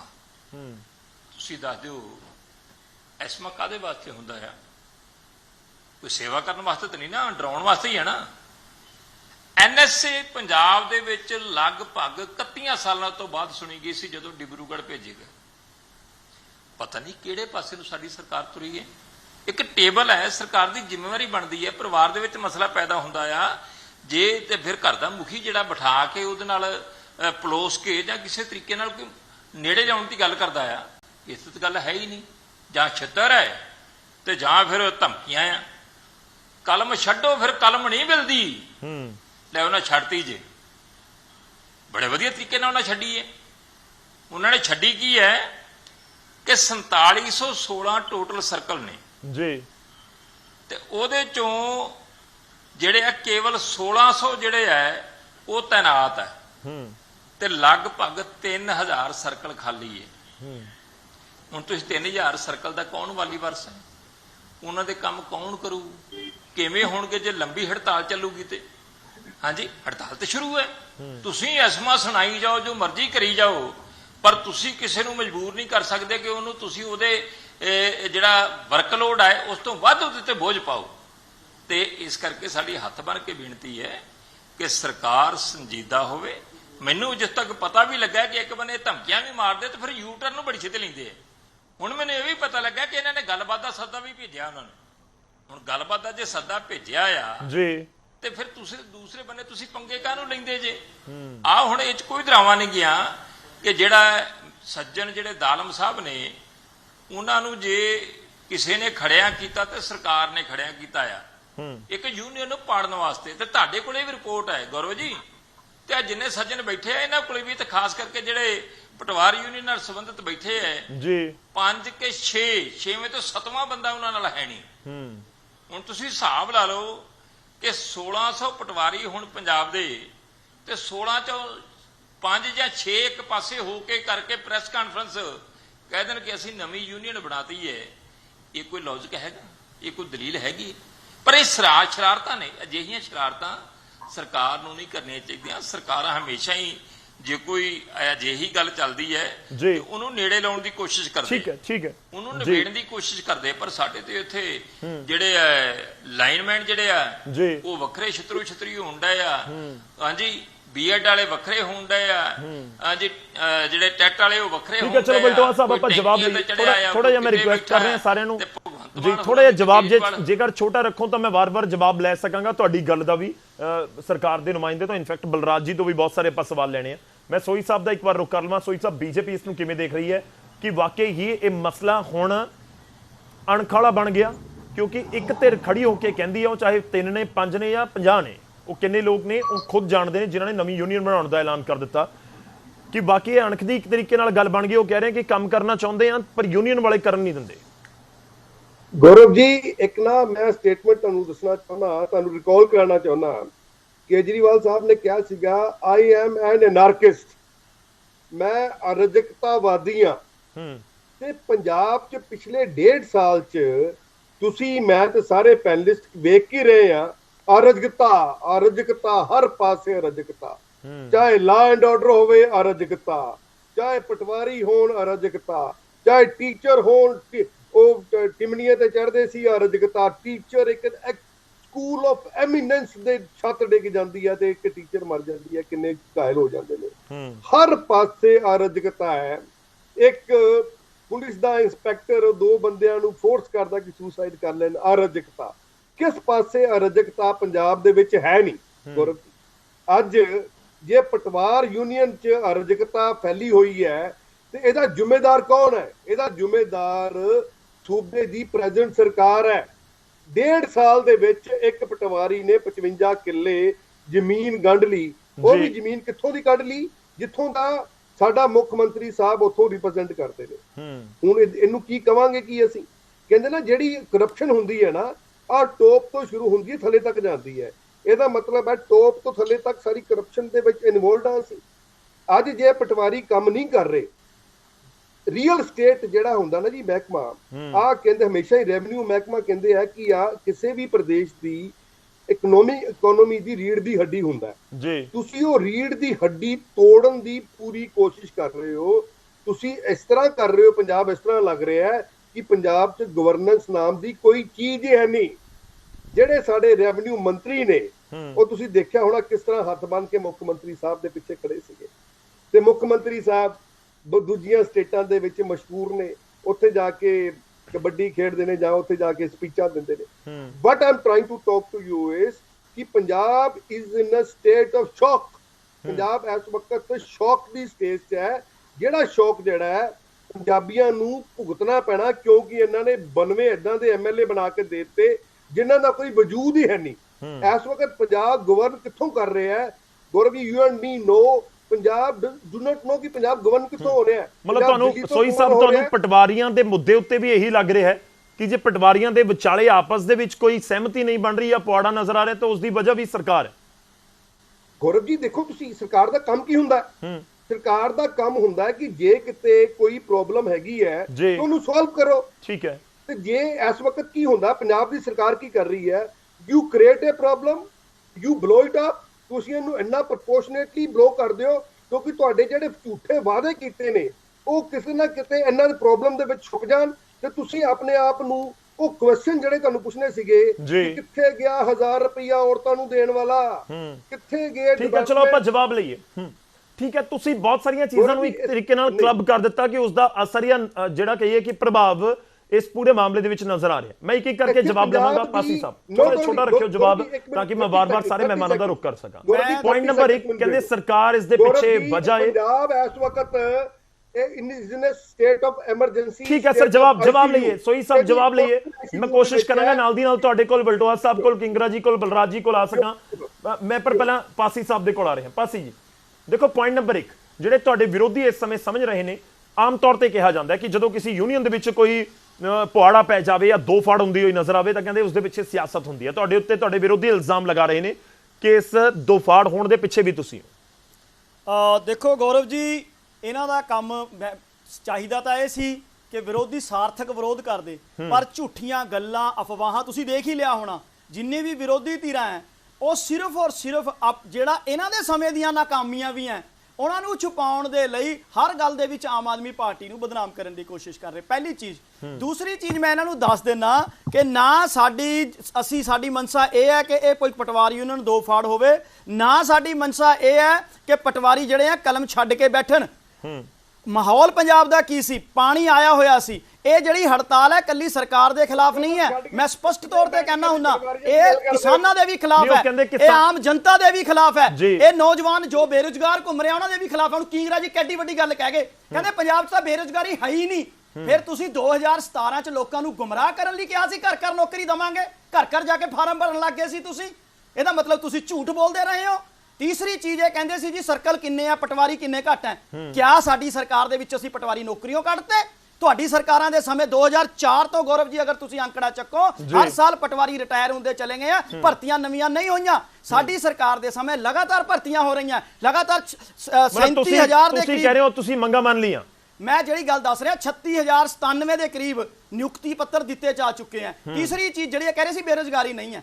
ਤੀਸਰੀ ਚੀਜ਼ ਜਿਹੜੇ ਇਹ ਅਰਾਜਕਤਾ ਦੀ ਗੱਲ ਕਰਕੇ ਗਏ ਆ ਸੋਈ ਸਾਹਿਬ, ਤਾਂ ਇਹਨਾਂ ਨੂੰ ਅਰਾਜਕਤਾ ਦਾ ਅਰਥ ਸਮਝ ਆਉਣਾ ਚਾਹੀਦਾ ਹੈ। ਜੋ ਨਜ਼ਰ ਆਇਆ ਮਨੀਪੁਰ ਦੇ ਵਿੱਚ, ਜੋ ਨਜ਼ਰ ਆਇਆ ਨੂੰਹ ਦੇ ਵਿੱਚ, ਤੁਸੀਂ ਸਿਰਫ ਅੱਛੇ ਕੰਮਾਂ ਦਾ ਵੀ ਵਿਰੋਧ ਕਰਨ ਦੇ ਮਕਸਦ ਦੇ ਨਾਲ, ਔਰ ਤੁਸੀਂ ਜਿਹੜੀ ਗੱਲ ਕਰ ਰਹੇ ਹੋ ਵਾਅਦਿਆਂ ਦੀ, ਤੁਸੀਂ ਤਾਂ 2 ਕਰੋੜ ਨੌਕਰੀਆਂ ਹਰ ਸਾਲ ਦਿੱਤੀਆਂ ਸੀ, ਕਿੱਥੇ ਹੈ? ਤੁਸੀਂ ਤਾਂ 100 ਸਮਾਰਟ ਸਿਟੀ। ਚਲੋ ਮੈਂ ਪੁਆਇੰਟ ਦੇ ਉੱਤੇ ਡਿਬੇਟ ਕਰਾਂ, ਮੈਂ ਪੁਆਇੰਟ ਤੇ ਪਟਵਾਰੀਆਂ ਤੇ ਆਣਾ ਚਾਹ ਰਿਹਾ। ਮੈਂ ਪਟਵਾਰੀਆਂ ਤੇ ਆਣਾ ਚਾਹ ਰਿਹਾ। ਤੁਸੀਂ ਕਹਿ ਰਹੇ ਹੋ ਕਿ ਪਟਵਾਰੀਆਂ ਦੀ ਭਰਤੀ ਕਰਕੇ ਤੁਸੀਂ ਇੱਕ ਤਾਂ ਜਿਹੜੀ ਪਟਵਾਰੀਆਂ ਦੀ ਭਰਤੀ ਤੇ ਰੋਕ ਲੱਗੀ ਸੀ ਉਹ ਖਤਮ ਕੀਤੀ, ਤੇ ਤੁਸੀਂ ਕਹਿ ਰਹੇ ਹੋ ਕਿ ਅਸੀਂ ਮੰਗਾਂ ਮੰਨ ਲਈ। ਬਿਲਕੁਲ 1.5 ਸਾਲ ਹਲੇ ਸਾਨੂੰ ਪੂਰਾ ਹੋਇਆ ਨਹੀਂ, ਔਰ 1.5 ਸਾਲ ਦੇ ਵਿੱਚ ਅਸੀਂ ਜਿਹੜਾ ਹੈ 710 ਨਿਯੁਕਤੀ ਪੱਤਰ ਦੇ ਚੁੱਕੇ ਹਾਂ। 745 ਪਟਵਾਰੀ ਫੀਲਡ ਤੇ ਆ ਰਹੇ ਆ। ਇਹ ਮੈਨੂੰ ਦੱਸ ਦੇਣ, ਮੈਂ ਬਲਟੋਆ ਸਾਹਿਬ ਨੂੰ ਬੜੇ ਆਦਰ ਦੇ ਨਾਲ ਪੁੱਛਦਾ, ਤੁਹਾਡੀ ਸਰਕਾਰ ਸੀ ਜਦੋਂ 2013 ਦੇ ਵਿੱਚ, ਜਦੋਂ ਹੁਣ ਸੋਈ ਸਾਹਿਬ ਕਹਿ ਕੇ ਗਏ ਨਾ ਕਿ ਜੀ ਆ 1.5 ਸਾਲ ਦੇ ਵਿੱਚ ਪਟਵਾਰੀ ਇੰਨੀ ਜਦਾਦ ਬਣਾ ਗਿਆ, ਤਾਂ ਮੈਂ ਇਹਨਾਂ ਨੂੰ ਦੱਸਣਾ ਚਾਹੁੰਦਾ 2013 ਦੇ ਵਿੱਚ ਤੁਹਾਡੀ ਬੀਜੇਪੀ ਅਕਾਲੀ ਦਲ ਦੀ ਸਰਕਾਰ ਸੀ ਜਦੋਂ ਅਪਾਇੰਟਮੈਂਟ ਹੋਈ ਤੇ ਜਦਾਦਾਂ ਬੰਨੀਆਂ ਸ਼ੁਰੂ ਹੋਈਆਂ। ਔਰ ਤੁਸੀਂ ਜਿਹੜਾ ਹੈ ਮੈਨੂੰ ਇੰਨਾ ਅੰਕੜਾ ਦੱਸ ਦਿਓ, ਅਕਾਲੀ ਦਲ ਬੀਜੇਪੀ ਵਾਲਿਆਂ ਨੂੰ ਮੇਰੀ ਬੇਨਤੀ ਹੈ 2007 ਤੋਂ 2017 ਤੱਕ ਕਿੰਨੇ ਪਟਵਾਰੀ ਰਿਟਾਇਰ ਹੋਏ, ਤੁਸੀਂ ਕਿੰਨੇ ਭਰਤੀ ਕੀਤੇ, ਔਰ ਕਿਆ? ਚਲੋ ਜਵਾਬ ਲਓ ਸਰ, ਜਵਾਬ ਲਓ, ਛੋਟਾ ਛੋਟਾ ਜਵਾਬ ਰੱਖਿਓ ਕਿੰਗਰਾ ਜੀ।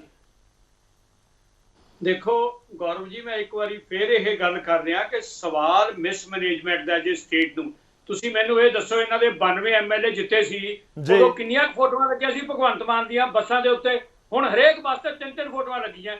ਤੁਸੀਂ ਦੱਸੋ ਇੱਕ ਸਟੇਜ ਤੇ ਖੜ ਕੇ ਕਹਿੰਦੇ ਸੀ ਕਿ ਪ੍ਰਕਾਸ਼ ਸਿੰਘ ਬਾਦਲ ਦੀ ਫੋਟੋ ਕਿਉਂ ਲੱਗੀ ਐਂਬੂਲੈਂਸ ਤੇ? ਅੱਜ ਹਰੇਕ ਪੰਜਾਬ ਦੀ ਬੱਸ ਤੇ 3-3 ਫੋਟੋਆਂ ਲੱਗੀਆਂ। ਇਹ 1700 ਕਰੋੜ ਰੁਪਇਆ ਐਡਵਰਟਾਈਜ਼ਮੈਂਟ ਤੇ ਖਰਚ ਚੁੱਕੇ ਆ। ਉਹ 1700 ਕਰੋੜ ਰੁਪਏ ਦੇ ਰੁਜ਼ਗਾਰ ਨਹੀਂ ਪੈਦਾ ਕਰ ਸਕਦੇ ਸੀ ਇਹ ਪੰਜਾਬ ਦੇ ਵਿੱਚ? ਅਸੀਂ ਕੀ ਲੈਣਾ ਕਿ ਕਰਨਾਟਕ ਦੀ ਇਲੈਕਸ਼ਨ ਤੋਂ ਪੰਜਾਬੀਆਂ ਨੇ ਕੀ ਲੈਣਾ ਪਹਿਲੋਂ ਕੇਜਰੀਵਾਲ ਨੂੰ ਪ੍ਰਧਾਨ ਮੰਤਰੀ ਬਣਾ ਕੇ? ਅਸੀਂ ਕੀ ਲੈਣਾ ਦਿੱਲੀ ਦੀ ਆਰਡੀਨੈਂਸ ਤੋਂ? ਇਹ ਸਾਰੀਆਂ ਗੱਲਾਂ ਪੰਜਾਬੀ ਪੁੱਛਦੇ ਨੇ। ਅਸੀਂ ਕੀ ਲੈਣਾ 7-7 ਬੰਦੇ ਤੁਸੀਂ ਭੇਜਦੇ ਰਾਜ ਸਭਾ 'ਚ, ਉਹਨਾਂ 'ਚੋਂ 2 ਹੀ ਪੰਜਾਬ ਦੇ ਆ। ਇਹ ਸਾਰੇ ਜਿਹੜੇ ਤੁਸੀਂ ਪੰਜਾਬ ਐਜੂਕੇਸ਼ਨ ਬੋਰਡ ਦਾ ਚੇਅਰਮੈਨ ਜਾ ਕੇ ਦਿੱਲੀ ਕੋਲ ਲਾਤਾ, ਇਹ ਤੁਸੀਂ ਦੱਸੋ ਇਹ ਗੱਲਾਂ? ਚਲੋ ਕਿੰਗਰਾ ਜੀ ਤੁਸੀਂ ਆਪਣੀ ਗੱਲ ਰੱਖਦੇ ਰਹੋਗੇ, ਮੈਂ ਸਮਝ ਰਿਹਾ, ਪਰ ਮੈਂ ਪਲੀਜ਼ ਰਿਕੁਐਸਟ ਜ਼ਰੂਰ ਕਰਾਂਗਾ ਕਿ ਮੁੱਦੇ ਦੇ ਉੱਤੇ ਆਪਾਂ ਜ਼ਰੂਰ ਰਹੀਏ। ਆਪਾਂ ਪਲੀਜ਼ ਮੁੱਦੇ ਦੇ ਉੱਤੇ ਰਹੀਏ। ਗੌਰਵ ਜੀ ਮਾਂ ਫਿਰੇ ਫੋਸੀ ਨੂੰ ਤੇ ਪੁੱਤ ਗੀਰੇ ਬਖਸ਼ਦਾ ਫਿਰੇ। ਉਹ ਸਵਾਲ ਹੈ ਪੰਜਾਬ ਦੇ ਵਿੱਚ ਪੈਸੇ ਦੀ ਕਮੀ ਹੈ ਤੇ ਤੁਸੀਂ 1700 ਕਰੋੜ ਰੁਪਇਆ ਜਵਾਬ ਲੈ ਲਓ ਸਰ, ਜਵਾਬ ਲੈ ਲਓ ਪੁਆਇੰਟ ਦੇ ਉੱਤੇ ਆਉਣਾ। ਮੈਂ ਬਲਰਾਜ ਜੀ ਦਾ ਰੁਖ ਕਰਨਾ ਇਸ ਤੋਂ ਬਾਅਦ। ਪਾਸੀ ਸਾਹਿਬ ਪੰਜਾਬ ਦੇ ਹਾਲਾਤ ਦੀ ਜਿਹੜੀ ਜ਼ਿੰਮੇਵਾਰ ਰਹੀ ਆ 4.5 ਸਾਲ ਤੁਹਾਡੀ ਸਰਕਾਰ ਜਿਹੜੀ ਘਰ ਘਰ ਨੌਕਰੀ ਦੇ ਫਾਰਮ ਚੱਕੀ ਫਿਰਦੀ ਸੀ ਵੋਟਾਂ ਲੈਣ ਦੇ ਲਈ ਸਿਸਮਾ ਫਾਰਮ ਬੈਠੀ ਰਹੀ ਹੈ। ਤੁਸੀਂ ਦੱਸ ਦਿਓ ਕਿੰਨੀਆਂ ਅਪਾਇੰਟਮੈਂਟਸ ਦਿੱਤੀਆਂ ਪਟਵਾਰੀਆਂ ਨੂੰ 5 ਸਾਲਾਂ ਦੇ ਵਿੱਚ? ਸਿਰਫ ਤੁਸੀਂ ਜਨਵਰੀ 2021 ਦੇ ਵਿੱਚ ਪੋਸਟਾਂ ਕੱਢੀਆਂ, ਉਹ ਵੀ ਅਸੀਂ ਹੁਣ 745 ਨਿਯੁਕਤੀ ਪੱਤਰ ਦੇਣ ਜਾ ਰਹੇ ਹਾਂ, ਸੌਰੀ ਫੀਲਡ ਤੇ ਲੈ ਕੇ ਆ ਰਹੇ ਹਾਂ। ਤੁਸੀਂ ਕਹਿ ਰਹੇ ਹੋ ਕਿ ਪਹਿਲਾਂ ਨਿਯੁਕਤੀ ਨਹੀਂ ਹੋਈ। ਮੈਂ ਦੱਸਣਾ ਚਾਹ ਰਿਹਾ ਇਹਨਾਂ ਦੇ 5 ਸਾਲ ਦੇ ਰਾਜ ਦੇ ਵਿੱਚ 4.5 ਸਾਲ ਸਰਕਾਰ ਸਿਸਮਾ ਫਾਰਮ ਬੈਠੀ ਰਹੀ, 6 ਮਹੀਨੇ ਇਹ ਦਿੱਲੀ ਦੀ ਗੱਲ ਕਰ ਰਹੇ ਆ, ਕੇਜਰੀਵਾਲ ਜੀ ਦੀ ਗੱਲ ਕਰ ਰਹੇ ਆ। ਅਸੀਂ ਕੀ ਲੈਣਾ ਰਾਹੁਲ ਗਾਂਧੀ ਦੀ ਪ੍ਰਧਾਨ ਮੰਤਰੀ ਤੋਂ? ਅਸੀਂ ਕੀ ਲੈਣਾ? 6 ਮਹੀਨੇ ਤੁਹਾਡੀ ਸਾਰੀ ਕੈਬਨਿਟ ਜਿਹੜੀ ਦਿੱਲੀ ਡੰਡਵਟ ਹੁੰਦੀ ਰਹੀ, ਸਿੱਧੂ ਸਾਹਿਬ ਨੂੰ ਪ੍ਰਧਾਨ ਬਣਾ ਦਿਓ, ਰੰਧਾਵਾ ਜੀ ਨੂੰ ਬਣਾ ਦਿਓ, ਜਾਖੜ ਜੀ ਨੂੰ ਬਣਾ ਦਿਓ, ਚੰਨੀ ਜੀ ਨੂੰ ਬਣਾ ਦਿਓ। ਤੁਸੀਂ ਪੰਜਾਬ ਦੇ ਜਿਹੜਾ ਮੈਂ ਸਾਫ਼ ਕਹਿਣਾ ਹੁੰਦਾ कि पंजाब को बर्बाद करने वाले घड़ियाली आंसू बहा रहे हैं। आज भी तुसी एक चीज देखो विरोधी ठीक है, चलो मैं रिक्वेस्ट कर रहे हैं, मैं किंगरा जी ने भी रिक्वेस्ट कर रहे सी ਤੁਹਾਨੂੰ ਇੱਕ ਸਕਿੰਟ ਕਹੂੰਗਾ ਪਟਵਾਰੀਆਂ ਨੂੰ ਸਮਝਾਉਣ ਦੀ ਬਜਾਏ ਕਿ ਉਹ ਆ ਕੇ ਲੋਕਾਂ ਦਾ ਕੰਮ ਕਰਨ। ਨਹੀਂ ਤੁਸੀਂ ਸਮਝਾਓ ਨਾ ਸਰ, ਬੈਠੇ ਆ ਬਲਰਾਜ ਜੀ, ਸਮਝਾ ਦਿਓ ਉਹਨਾਂ ਨੂੰ ਦੱਸੋ ਕਿ ਤੁਹਾਡੇ ਤੁਸੀਂ ਮੰਗਾਂ ਪੂਰੀਆਂ ਕਰਦੀਆਂ ਨਾ ਕਰਨ, ਹੜਤਾਲ ਕੰਮ ਦੇ ਉੱਤੇ ਵਾਪਸ ਆ ਜਾਣ। ਮੈਂ ਕਹਿ ਰਿਹਾ ਤੁਸੀਂ ਸਮਝਾ ਦਿਓ ਨਾ ਬਲਰਾਜ ਜੀ ਤੁਹਾਡੀ ਸਟੇਟਮੈਂਟ ਜ਼ਰੂਰੀ ਹੈ ਇੱਥੇ। ਆਖਿਰ ਕਿਹੜੀਆਂ ਮੰਗਾਂ ਨੇ ਜਿਹੜੀਆਂ ਤੁਹਾਨੂੰ ਲੱਗਦਾ ਕਿ ਅਜੇ ਵੀ ਪੂਰੀਆਂ ਨਹੀਂ ਹੋਈਆਂ? ਨਵੀਆਂ ਭਰਤੀਆਂ ਹੋ ਗਈਆਂ ਜਿਹੜੀਆਂ ਕਿਸੇ ਸਰਕਾਰ ਨੇ ਨਹੀਂ ਕੀਤੀ, ਆਮ ਆਦਮੀ ਪਾਰਟੀ ਦਾਅਵਾ ਕਰ ਰਹੀ ਹੈ, ਕਹਿੰਦੇ ਸਾਰੀਆਂ ਮੰਗਾਂ ਦੇ ਉੱਤੇ ਅਸੀਂ ਗੌਰ ਕਰ ਰਹੇ ਹਾਂ, ਫਿਰ ਵੀ ਤੁਸੀਂ ਹੜਤਾਲ ਕਰ ਰਹੇ ਹੋ।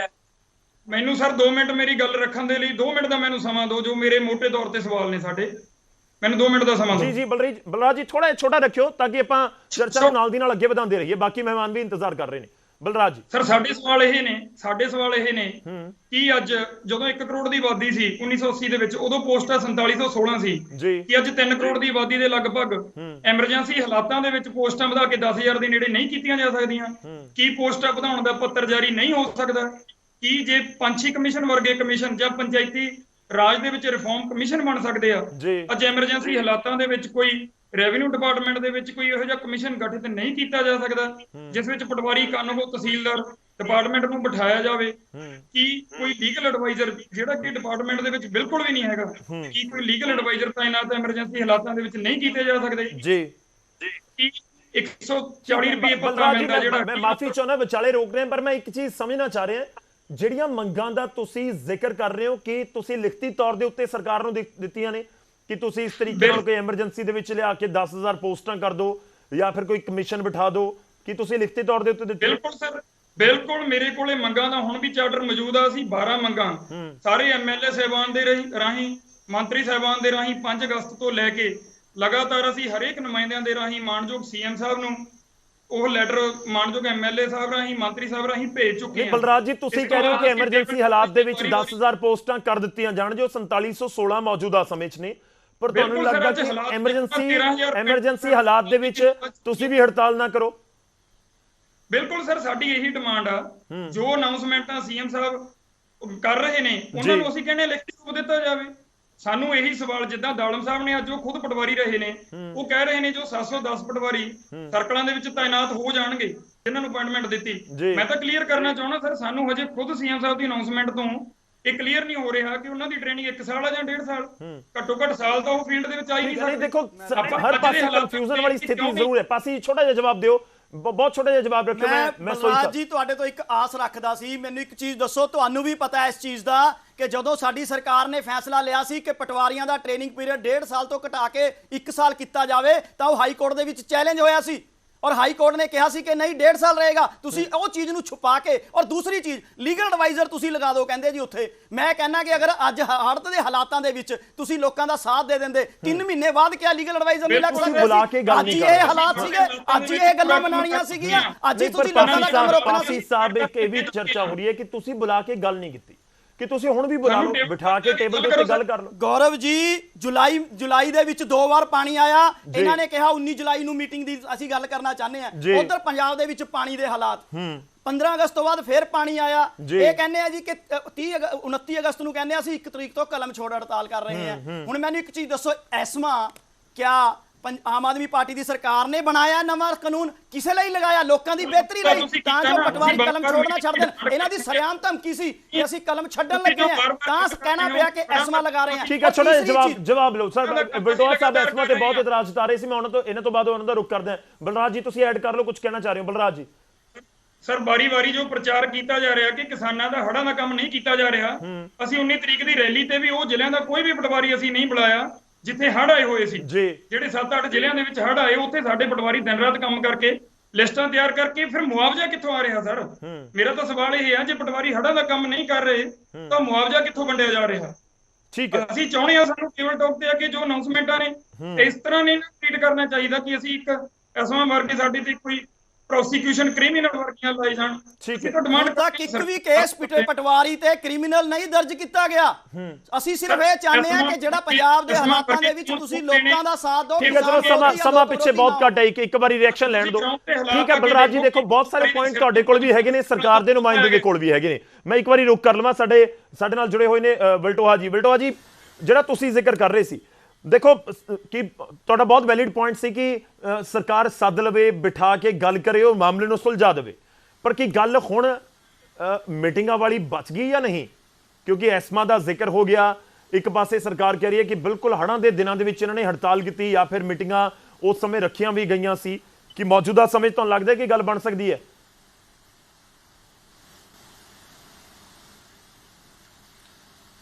ਦੇਖੋ ਗੌਰਵ ਜੀ,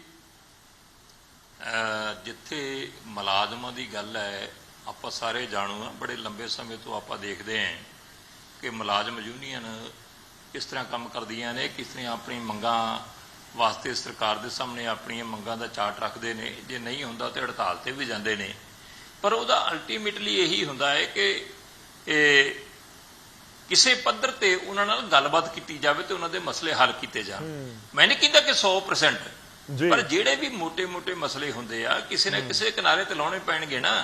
ਹੁਣ ਇਹਨਾਂ ਦੇ ਨਾਲ ਕੀ ਹੈ ਕਿ ਪਿਛਲੇ ਸਮੇਂ 'ਚ ਜਿਹੜੀ ਗੱਲਬਾਤ ਕਰਕੇ ਇਹਨਾਂ ਨੂੰ ਵਿਸ਼ਵਾਸ ਵੀ ਦਿਵਾਇਆ ਗਿਆ ਸੀਗਾ ਤੇ ਸਰਕਾਰ ਨੇ ਹੁਣ ਤੱਕ ਉਹ ਵੀ ਨਹੀਂ ਲਾਗੂ ਕੀਤੀ। ਤੇ ਸਾਨੂੰ ਦੁੱਖ ਜਿਹੜਾ, ਦੇਖੋ ਮੈਂ ਇੱਕ ਗੌਰਵ ਜੀ ਬੇਨਤੀ ਕਰਾਂ, ਤੁਸੀਂ ਦੇਖ ਰਹੇ ਜੇ ਕਿ ਲਗਾਤਾਰ ਅਸੀਂ ਪਿਛਲੇ ਕੁਝ ਦਿਨਾਂ ਤੋਂ ਲਗਾਤਾਰ ਸਾਡੇ ਮੁੱਖ ਮੰਤਰੀ ਸਾਹਿਬ ਰੋਜ਼ਾਨਾ ਫੰਕਸ਼ਨਾਂ ਤੇ ਜਾਂਦੇ ਨੇ ਤੇ ਘੰਟਾ ਸਪੀਚ ਕਰਦੇ ਨੇ।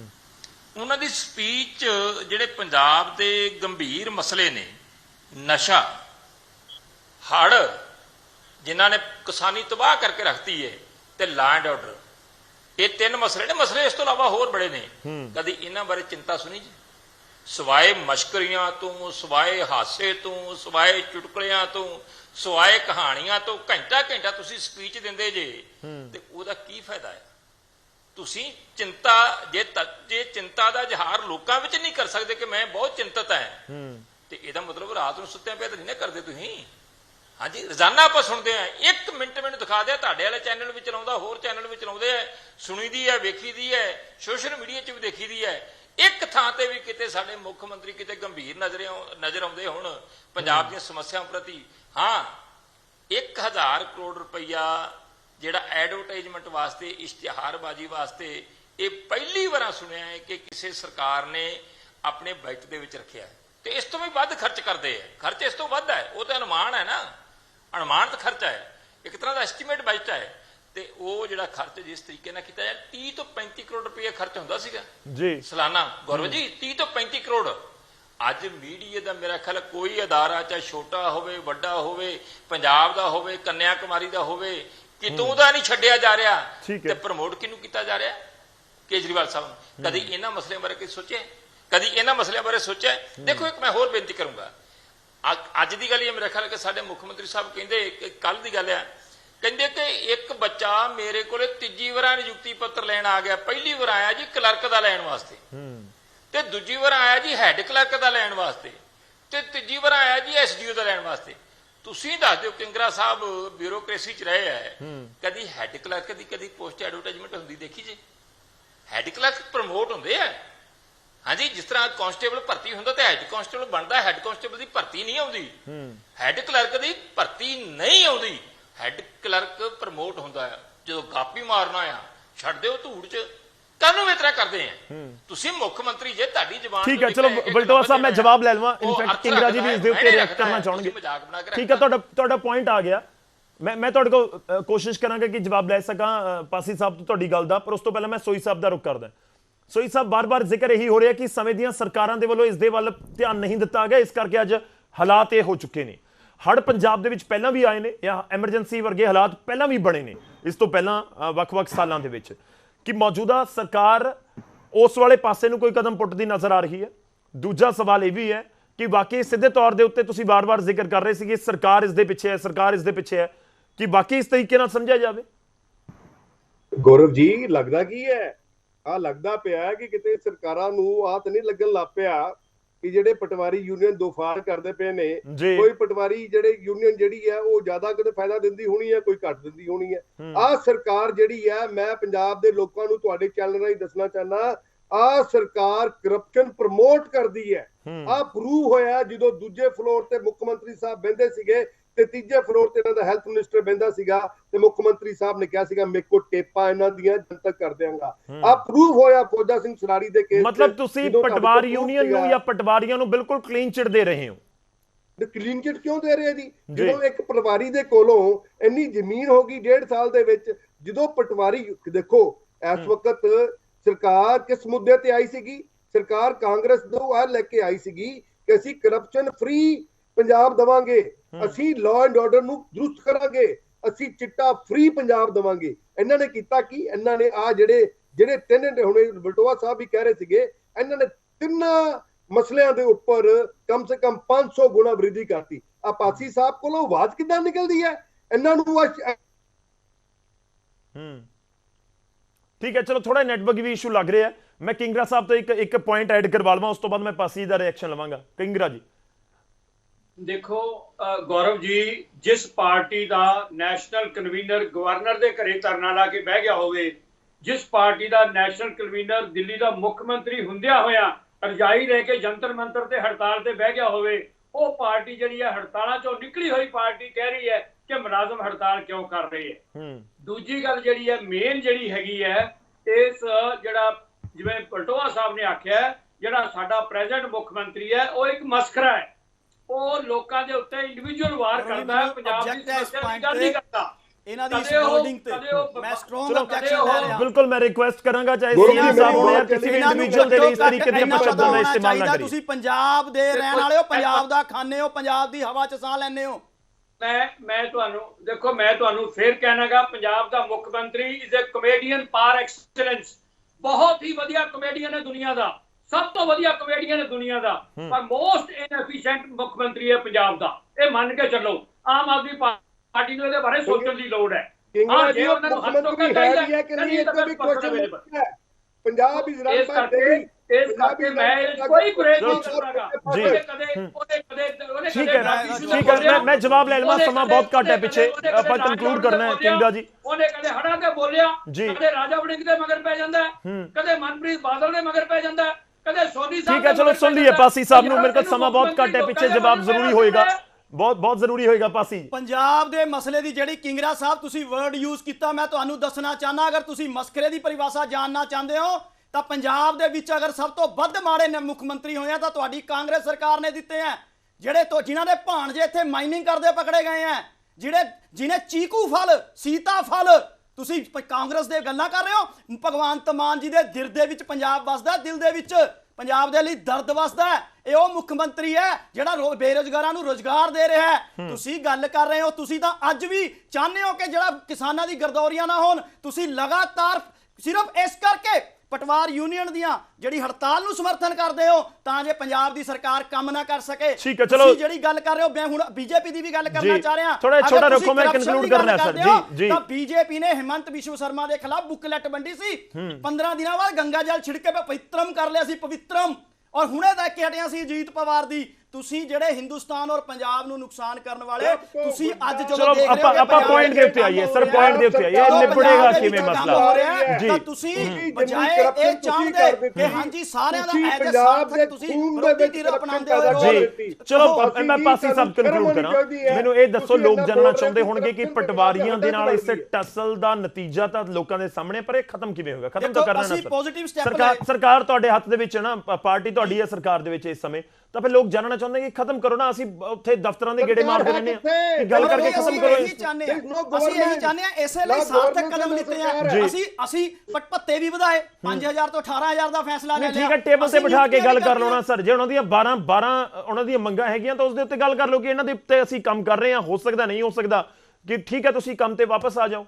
ਬਿਲਕੁਲ ਇਹ ਵੀ ਰਾਜਨੀਤੀ ਛੱਡ ਕੇ, ਰਾਜਨੀਤਿਕ ਪਾਰਟੀਆਂ ਦੇ ਹੱਥ ਠੋਕ ਕੇ ਛੱਡ ਕੇ ਆਪਣੇ ਆਪ ਨੂੰ, ਇਹ ਵੀ ਪੰਜਾਬ ਦੇ ਮਾਹੌਲ ਦੇ ਮੁਤਾਬਕ ਪੰਜਾਬ ਦੇ ਲੋਕਾਂ ਦੀ ਬਿਹਤਰੀ ਲਈ ਕਿਸ ਤਰ੍ਹਾਂ ਤਿਆਰ ਬੈਠੇ। ਠੀਕ ਹੈ ਬਲਰਾਜ ਜੀ, ਤੁਹਾਡਾ ਫਾਈਨਲ ਕਮੈਂਟ। ਬਲਰਾਜ ਜੀ ਦੇਖੋ, ਮੈਂ ਸਰਕਾਰ ਦੇ ਨੁਮਾਇੰਦੇ ਨੂੰ ਇਹ ਸਵਾਲ ਕਰ ਰਿਹਾ, ਤੁਹਾਨੂੰ ਵੀ ਉਹੀ ਸਵਾਲ ਹੈ ਕਿ ਜੇਕਰ ਸਰਕਾਰ ਕਹਿ ਰਹੀ ਹੈ ਕਿ ਅਸੀਂ 2 ਕਦਮ ਅੱਗੇ ਵਧਾ ਲਏ, ਪੱਤੇ ਵਧਾਉਣ ਦਾ ਐਲਾਨ ਕੀਤਾ ਜਾਂ ਨਵੀਆਂ ਭਰਤੀਆਂ ਵਾਲੇ ਨਿਯੁਕਤੀ ਪੱਤਰ ਵੰਡ ਦਿੱਤੇ, ਤਾਂ ਉਸ ਪਾਸੇ ਨੂੰ ਕਦਮ ਵਧ ਰਹੇ ਆ, ਤੁਸੀਂ ਵੀ ਵਧਾ ਦਿਓ ਨਾ 2 ਕਦਮ। ਬਿਲਕੁਲ ਸਰ, ਅਸੀਂ ਤਾਂ ਇੰਤਜ਼ਾਰ ਕਰ ਰਹੇ ਹਾਂ ਕਿ ਸਾਨੂੰ ਕਿਸ ਚੀਜ਼ ਦਾ ਇੰਤਜ਼ਾਰ ਕਰ ਰਹੇ ਹੋ? ਤੁਹਾਨੂੰ ਕਾਲ ਆਵੇ, ਤੁਹਾਨੂੰ ਗੱਲਬਾਤ ਲਈ ਕਾਲ ਆਵੇ? ਅਸੀਂ ਸਰ ਬਿਲਕੁਲ ਸਵਾਗਤ ਕਰਾਂਗੇ। ਅਸੀਂ ਕਰਪਸ਼ਨ ਫ੍ਰੀ ਪੰਜਾਬ ਦੇ ਲਈ ਵੀ ਅਸੀਂ ਸਵਾਗਤ ਕਰਦੇ ਹਾਂ। ਕਿਸ ਦੇ ਨਾਲ ਗੱਲ ਕਰ ਰਹੀ ਹੈ ਸਰ, ਉਹ ਦੱਸੋ ਨਾ, ਤੁਸੀਂ ਕਿਸ ਦੇ ਨਾਲ ਗੱਲ ਕਰਨਾ ਚਾਹੁੰਦੇ ਹੋ? ਇਹ ਤਾਂ ਸਰਕਾਰ ਦੇ ਨਾਲ ਸਰ, ਜੋ ਸਰਕਾਰ ਦੇ ਨੁਮਾਇੰਦੇ ਨੇ ਜਾਂ ਉੱਪਰ ਜਿਹੜੀ ਅਫਸਰਸ਼ਾਹੀ ਹੈ ਜਿਨ੍ਹਾਂ ਨੇ ਉਹ ਚੀਜ਼ਾਂ ਨੂੰ ਇੰਪਲੀਮੈਂਟ ਕਰਨਾ, ਉਹਨਾਂ ਨਾਲ ਸਾਡੀਆਂ ਜਿਹੜੀਆਂ ਡਿਮਾਂਡ ਨੇ ਉਹਨਾਂ ਨੂੰ ਬੈਠ ਕੇ ਉਹਨਾਂ ਨਾਲ ਗੱਲਬਾਤ ਕੀਤੀ ਜਾਵੇ। ਨਹੀਂ ਫਿਰ ਕਦੋਂ ਤੁਹਾਡੀ ਲਾਸਟ ਗੱਲਬਾਤ ਜਾਂ ਤੁਸੀਂ ਲਾਸਟ ਅਪਰੋਚ ਕਰਨ ਦੀ ਕੋਸ਼ਿਸ਼ ਕਦੋਂ ਕੀਤੀ? ਸਾਡੀ ਸਰ 29 ਤਰੀਕ ਨੂੰ ਸਾਨੂੰ 30 ਤਰੀਕ ਦੀ ਮੀਟਿੰਗ ਦੀ ਕਾਲ ਆਈ ਸੀ, ਪਰ 30 ਤਰੀਕ ਦੀ ਮੀਟਿੰਗ ਕੈਂਸਲ ਕਰਕੇ 31 ਤਰੀਕ ਦੀ ਕੀਤੀ ਗਈ। ਇਸ ਤੋਂ ਪਹਿਲਾਂ ਹੀ ਐਸਮਾ ਲਾ ਦਿੱਤਾ ਗਿਆ ਤੇ 31 ਦੀ ਮੀਟਿੰਗ ਵੀ ਕੈਂਸਲ ਹੋ ਗਈ। ਠੀਕ ਹੈ, ਇਸ ਤੋਂ ਬਾਅਦ ਅਸੀਂ ਤਾਂ ਉਡੀਕ ਕਰ ਰਹੇ ਹਾਂ ਕਿ ਜਿਹੜੀਆਂ ਆਪਣੀਆਂ ਮੰਗਾਂ ਨੇ ਇਹਨਾਂ ਨੂੰ ਟੇਬਲ ਟਾਕ ਤੇ ਬੈਠ ਕੇ ਡਿਸਕਸ ਕਰੀਏ। ਮਤਲਬ ਤੁਸੀਂ ਵੀ ਇੰਤਜ਼ਾਰ ਕਰ ਰਹੇ ਹੋ, ਪਰ ਸਵਾਲ ਇਹ ਹੈ ਕਿ ਪਹਿਲ ਕੌਣ ਕਰੇਗਾ? ਇਹ ਵੀ ਪੁਆਇੰਟ ਹੈ ਨਾ ਸਰ, ਕਿ ਜੇ ਲੋਕਾਂ ਨੂੰ ਦਿੱਕਤ ਆ ਰਹੀ ਹੈ, ਤੁਹਾਡੇ ਉੱਤੇ ਵੀ ਜ਼ਿੰਮੇਵਾਰੀ ਹੈ, ਤਾਂ ਤੁਸੀਂ ਵੀ ਪਹਿਲ ਕਰ ਸਕਦੇ ਹੋ, ਸਰਕਾਰ ਵੀ ਪਹਿਲ ਕਰ ਸਕਦੀ ਹੈ, ਇਸ ਦੇ ਵਿੱਚ ਕੋਈ ਦੋ ਰਾਏ ਨਹੀਂ। ਅਧਿਕਾਰੀ ਵੀ ਪਹਿਲ ਕਰ ਸਕਦੇ ਨੇ ਜਿਨ੍ਹਾਂ ਦੇ ਕੋਲੇ ਪੂਰੇ ਡਿਪਾਰਟਮੈਂਟਸ ਨੇ, ਜਾਂ ਮੰਤਰੀ ਜਿਨ੍ਹਾਂ ਦੇ ਕੋਲੇ ਡਿਪਾਰਟਮੈਂਟ ਹੈ। ਪਰ ਉਮੀਦ ਕਰਦੇ ਹਾਂ ਕੋਈ ਤਾਂ ਪਹਿਲ ਕਰੇ। ਜਿੰਨਾ ਮਰਜ਼ੀ ਵੱਡਾ ਪ੍ਰਦਰਸ਼ਨ ਹੁੰਦਾ ਰਹੇ, ਜਿੰਨਾ ਮਰਜ਼ੀ ਲੰਬਾ ਪ੍ਰਦਰਸ਼ਨ ਚੱਲਦਾ ਰਹੇ, ਮੁੱਕਣਾ ਗੱਲਬਾਤ ਦੇ ਜ਼ਰੀਏ ਹੀ ਹੈ। ਸ਼ਾਇਦ ਇਹ ਸਾਰੇ ਅੱਜ ਦੇ ਪੈਨਲਿਸਟ ਇਸ ਗੱਲ ਦੇ ਨਾਲ ਸਹਿਮਤ ਹੋਣਗੇ।